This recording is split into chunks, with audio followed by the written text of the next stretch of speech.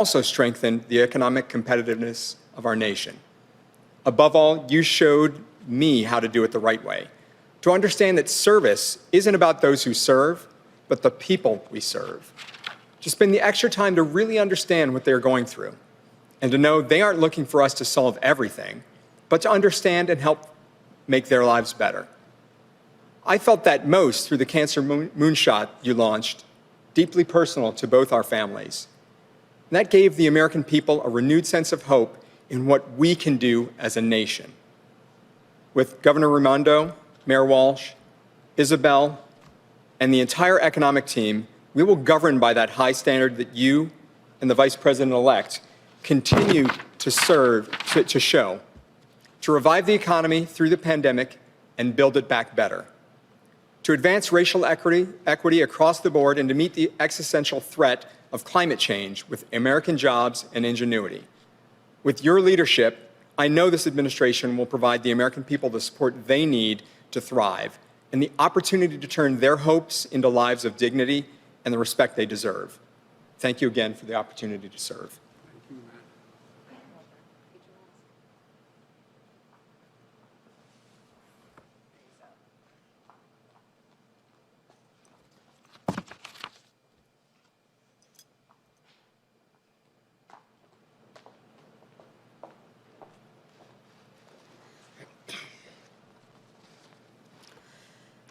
One of the fundamental values that the President-elect and I share is a belief in the dignity of work. We both understand that a job is so much more than just a paycheck. It's about dignity and respect. Joe learned that lesson from his father, and I learned it from my mother. My mother taught me, in her words and in her actions, that no matter how you earn a living, whether you're a caregiver or a truck driver, a grocery store clerk, or a small business owner, every job has inherent value and worth. And every worker, everywhere, has a right to earn a living wage, work in safe and healthy conditions, and pursue a better life for themselves and their family. We also know that right now, the dignity of an honest day's work and the financial stability of a steady income are out of reach for millions of Americans. The December jobs report makes that very clear. Food banks, as the President-elect has said, are being strained, trying to feed people who've had to worry for the first time in their lives about where they can find their next meal. Essential workers, like the nurses Joe and I called over the holidays, continue to risk their own health and the health of their families for all of us. Small business owners, from restaurants to barbershops to dry cleaners, they're hurting. And let's be clear, those who run America's small businesses, they're not just business leaders, they are civic leaders. They are community leaders. They're the ones who sponsor the Little League team and scholarships for local kids and all kinds of local causes and activities. They're the ones who are role models in their communities. And we've got to do right by them. So first and foremost, as the President-elect has said, we will provide more immediate relief. We must, for working families and businesses now. And even as we address our immediate crises, even as we work to contain this pandemic and open our economy responsibly, we must also do what President-elect Biden and I have pledged to do. We must build our economy back better so that it lifts up everyone, no matter what you do for a living or where you live, whether it's in a small town, a big city, or anywhere in between.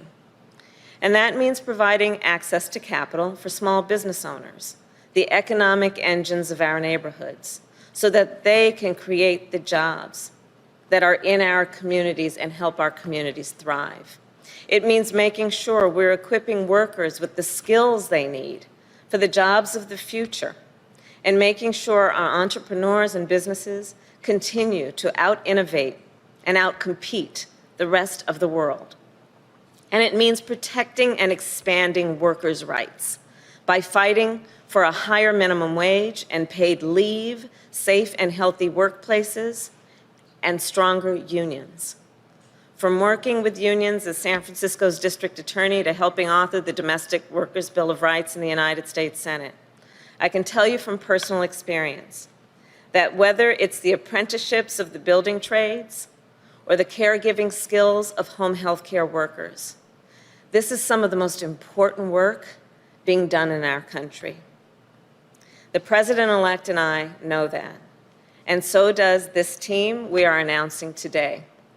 These are leaders, and I've worked with many of them, who together with the rest of our economic team will help create millions of good-paying union jobs and build an economy that is stronger and fairer for working people.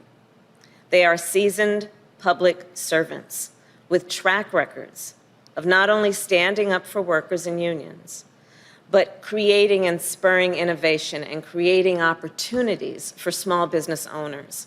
And like President-elect Biden and I, they will fight to honor the dignity of work. The President-elect and I share a vision of America where opportunity is within reach for all the people, where everyone can see a better and a brighter future for themselves and for their children.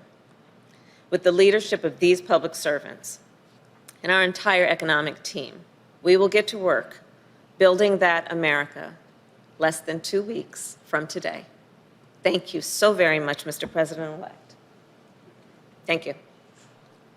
Thank you, guys.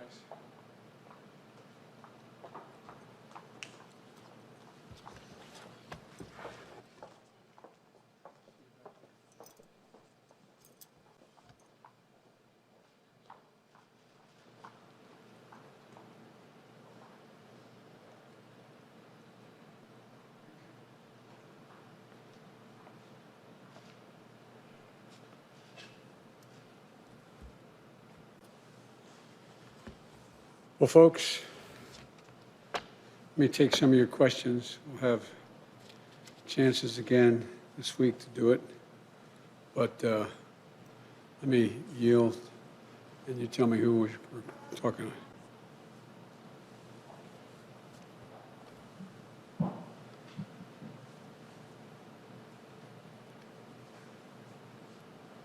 Mr. President-elect, while we have been here, as you've been announcing your economic team, we've learned that House Democrats are currently planning to introduce articles of impeachment against President Trump as soon as Monday. At that point, it'll be just a little over a week before the president leaves office. Do you believe this is a good idea?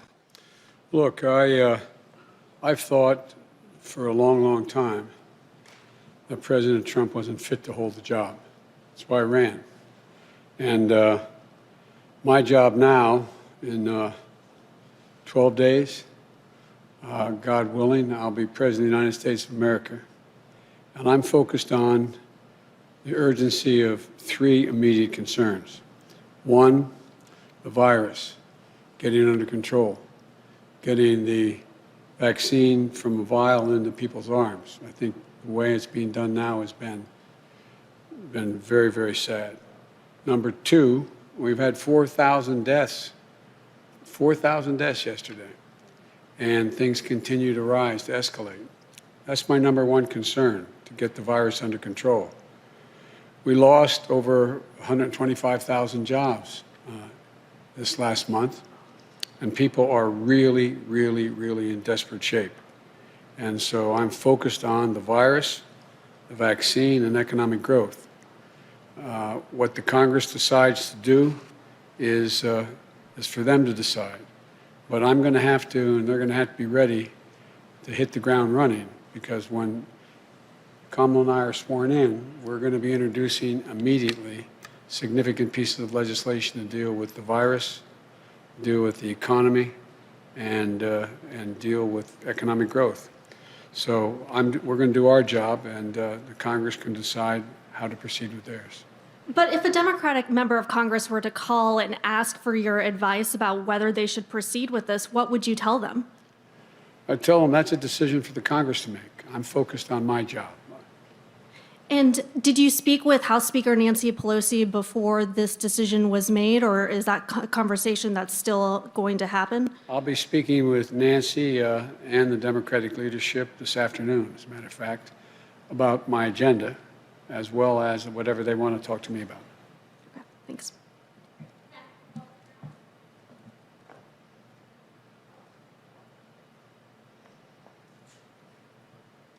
Thanks, Mr. President-elect. Thank you, Ken. I wanted to ask you about your agenda in light of the jobs report that came out today. You're going to be laying out the principles of your plan. Do you think the need in the COVID relief bill is greater than you anticipated?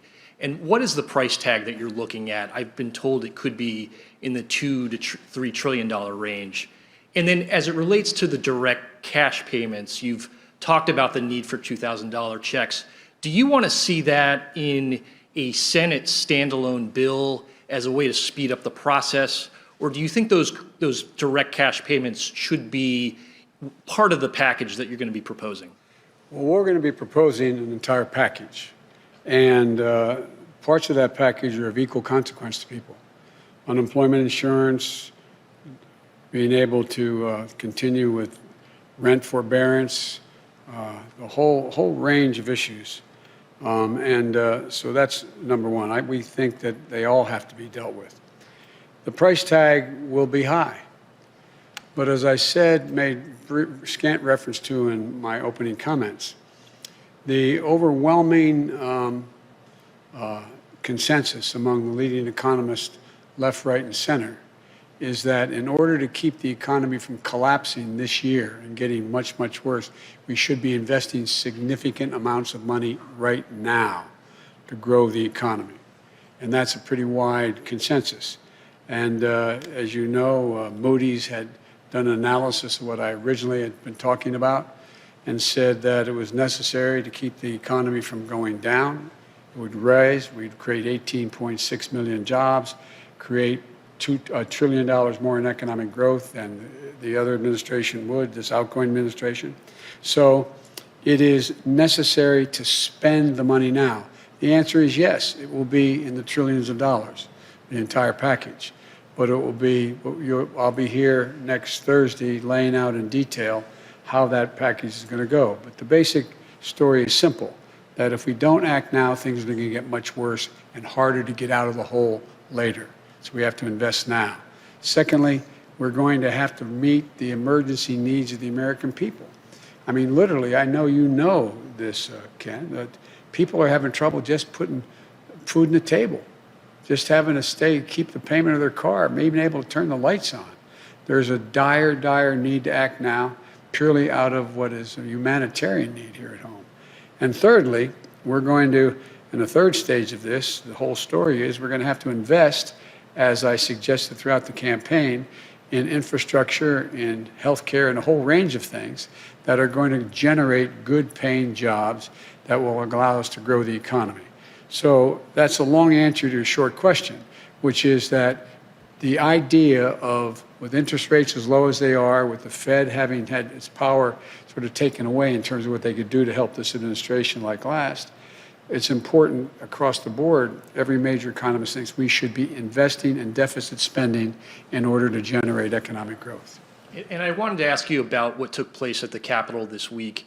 You served in the Senate for 36 years, and importantly, you were there in 1983 when there was an explosion in a Senate corridor. You were there in 1998 when 2 Capitol police officers were shot. You were there during the anthrax attacks in 2001.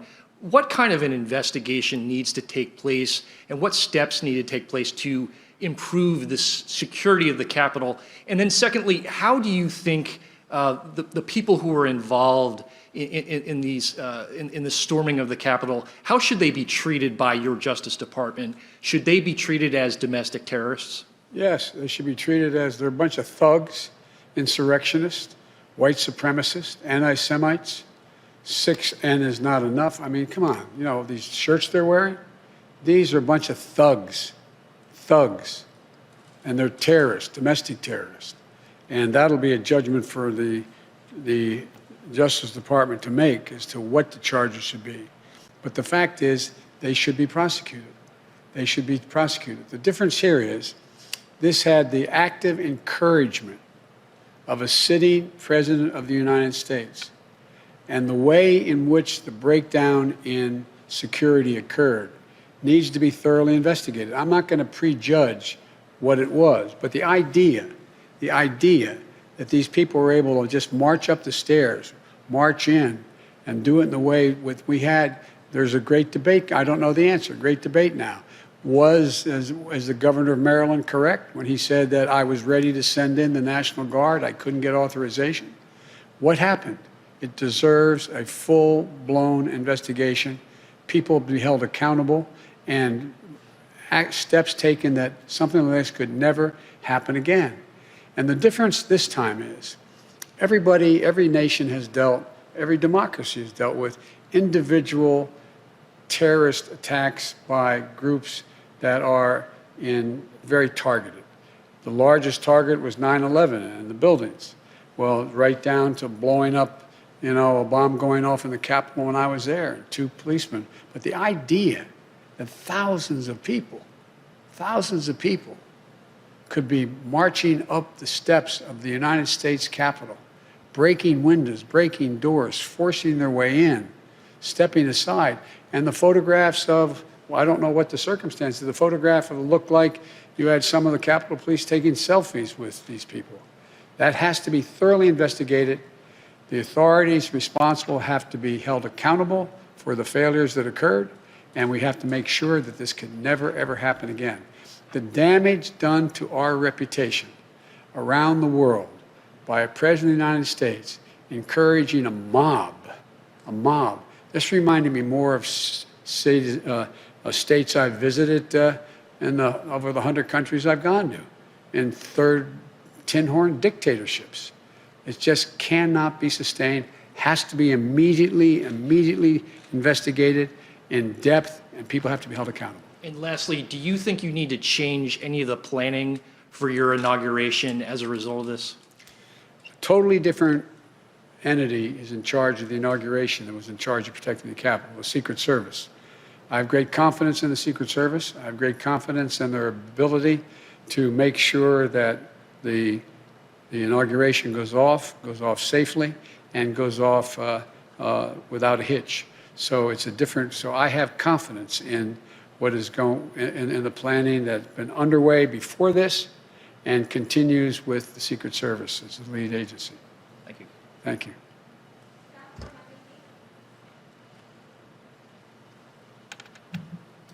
President-elect Biden, Vice President-elect Harris, good to see you both. I want to pick up on something that you just said about President Trump actively encouraging the insurrection at the Capitol. Given the perceived threat that he poses, my question to you is not so much about the role that Congress should play in impeachment, but rather, should President Trump, in your estimation, remain in office? I didn't think, look, I've been saying for now well over a year, he is not fit to serve. He is not fit to serve. He's one of the most incompetent presidents in the history of the United States of America. And so the idea that I think he shouldn't be out of office yesterday is not the issue. The question is, what happens with 14 days left to go or 13 days left to go? And I think that what 81 million people stood up and said, it's time for him to go. And the United States Senate voted 93-6 to confirm that we should be sworn in. We were duly elected. So I think it's important we get on with the business of getting him out of office. The quickest way that will happen is us being sworn in on the 20th. What action happens before or after that is a judgment for the Congress to make, but that's what I am looking forward to, him leaving office. I was told that on the way over here, that he indicated he wasn't going to show up at the inauguration. One of the few things he and I have ever agreed on. It's a good thing I'm not showing up. Earlier, you'd said that if you'd hope that he would show up only in the sense that it was valuable to send a signal to the world about the transfer of power. You've clearly changed your perspective on that. Because he has clearly demonstrated, he's exceeded even my worst notions about him. He's been an embarrassment to the country, embarrassed us around the world, not worthy to hold that office. If we were 6 months out, we should be moving everything to get him out of office, impeaching him again, trying to invoke the 25th Amendment, whatever it took to get him out of office. But I am focused now on us taking control as president and vice president on the 20th, and to get our agenda moving as quickly as we can. Thank you. Another question about holding public officials to account, and this is about an issue that's no longer a headline but is no less significant and serious, and it's about the more than 600 children who were orphaned under the Trump administration as a result of the family separation policy along the border. During the campaign, you said that practice was criminal. Will you commit to making sure that the Trump administration officials responsible for that policy will be held to account? I'll commit that our Justice Department and our investigative arms will make judgments about who is responsible, how they're responsible, and whether or not the conduct is criminal across the board. But as I said yesterday, I am not going to tell the Justice Department who they should prosecute and who they should not. That's a judgment that will be made by the Attorney General of the United States of America, not influenced by me. But there will be a thorough investigation of who's responsible and whether or not the responsibility is criminal. And if that is concluded, the Attorney General will make that judgment. I will not intervene to tell him who he should or shouldn't indict or if he should indict. And lastly, beyond the COVID plan, which you've detailed, what are your legislative priorities? You've talked about infrastructure. You've talked about introducing an immigration bill. After January 20th, Democrats will control the House and the Senate. What do you do first? Three different issues there in that same question. One, the commitments I made that what I would introduce, not necessarily we would move to, but introduce in the United States Congress first, I will do. I will introduce an immigration bill immediately and have it sent to the appropriate committees to begin movement. I will, in fact, countermand executive orders that the president has, in fact, initiated that are contrary to what I think is either his authority and/or, even if it's his authority, contrary to the interests of the United States on environmental issues and a whole range of other things. And thirdly, I will immediately move, though, to the most urgent need of asking the Congress to give me the financial wherewithal to deal with the virus, to be able to move so that we have Operation Warp Speed really working. Warp Speed got the vaccine to places that were delivered, but did not get them from those vials into people's arms. And so it is a gigantic logistical concern of how we do that. I'm committed to get 100 million shots in people's arms in the first 100 days. I'm committed to insisting that on all federal jurisdictions, any place I have control as president, everyone will be mandated to wear a mask in interstate transportation as well as federal facilities. And thirdly, I'm committed to moving as rapidly as possible to get the vaccine to teachers and the material to children that can provide for the safe opening of our schools at the end of that, beginning at the end of that 100 days. They're the most urgent things we have to do now, immediately upon getting office. There's going to be multiple things, as you well know, because you're a seasoned veteran of how this policy, how we work.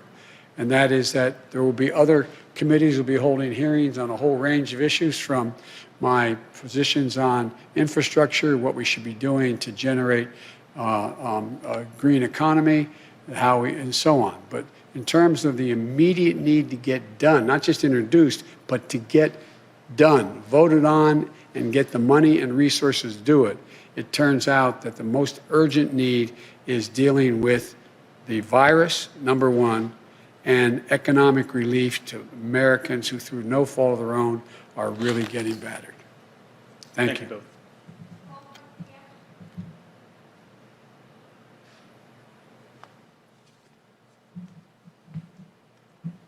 Thank you, Mr. President-elect and Madam Vice President-elect. I want to follow up with respect to what you just said about the inauguration and that it's a good thing that the president is not coming. But what about the Vice President, Mike Pence? He's welcome.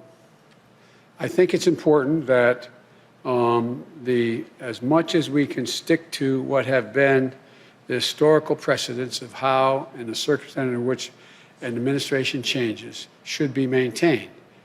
And so if the Vice President is welcome to come, we'd be honored to have him there and to move forward in the transition. Have you spoken to him at all? No, I haven't. And you have called for unity and healing in this country. But after the events of Wednesday, does that make your job easier or harder? I think it makes my job easier, quite frankly. I've had a number of my Republican colleagues, former colleagues, I used to serve in the Senate for a long time, call me. Many of them are as outraged and disappointed and embarrassed and mortified by the president's conduct as I am and Democrats are. And I think I have said from the beginning, and I have not changed my view, my overarching objective is to unify this country. We must unify the country. And I think that you've heard me say this before, and I apologize for repeating myself, but understandably the questions are repetitive and good. I mean, I'm not being critical of the question. And that is that there's two ways people are inspired: by inspirational leaders and by terrible leaders. By terrible leaders. What this president has done is ripped the Band-Aid all the way off to let the country know who he is and what he's about and how thoroughly unfit for office he is. And you see already a number of Republicans. I was so proud.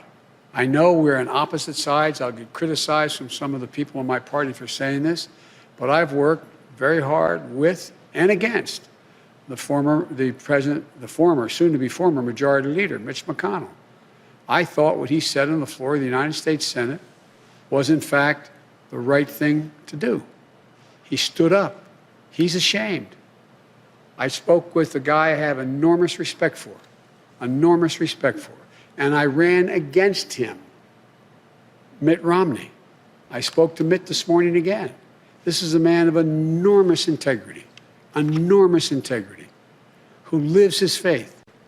There are so many more, but there's others who should be ashamed of themselves.